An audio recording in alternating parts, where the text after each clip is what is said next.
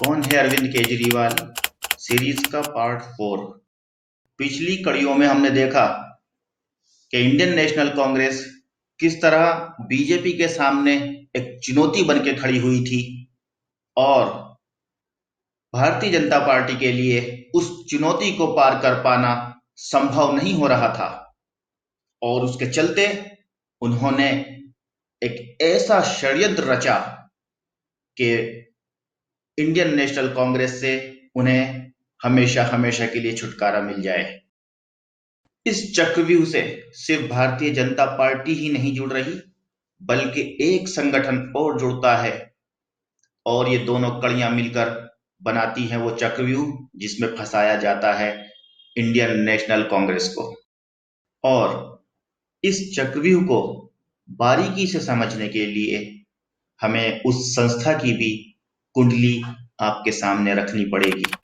दिसंबर 2009 दिल्ली के चाणक्यपुरी इलाके में 3 सेंट मार्टिन मार्ग पर एक संस्था बनाई जाती है जिसका नाम रखा गया विवेकानंद इंटरनेशनल फाउंडेशन।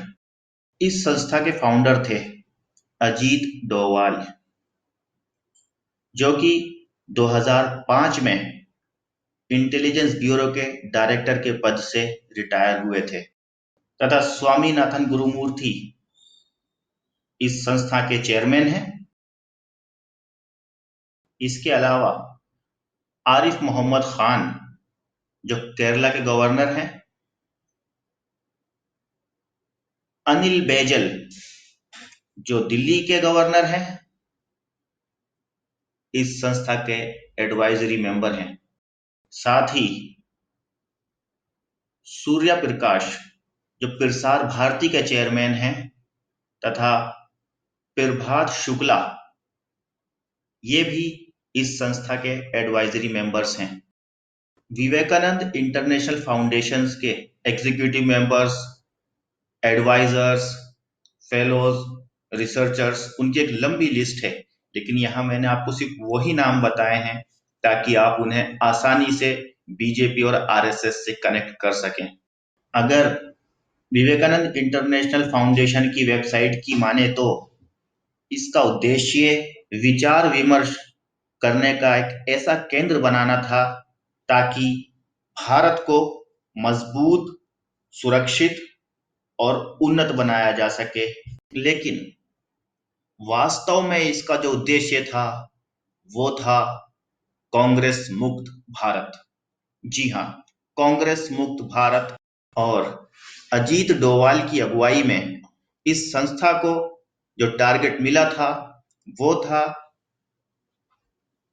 कैसे भी करके 2014 के लोकसभा चुनावों में भारतीय जनता पार्टी को विजयी बनाना। और इस संस्था ने सभी साम दाम दंड भेद अपनाते हुए एक ऐसा चक्रव्यूह बुना जिसमें कांग्रेस को 2014 के इलेक्शन से पहले ही समाप्त किया जा सके।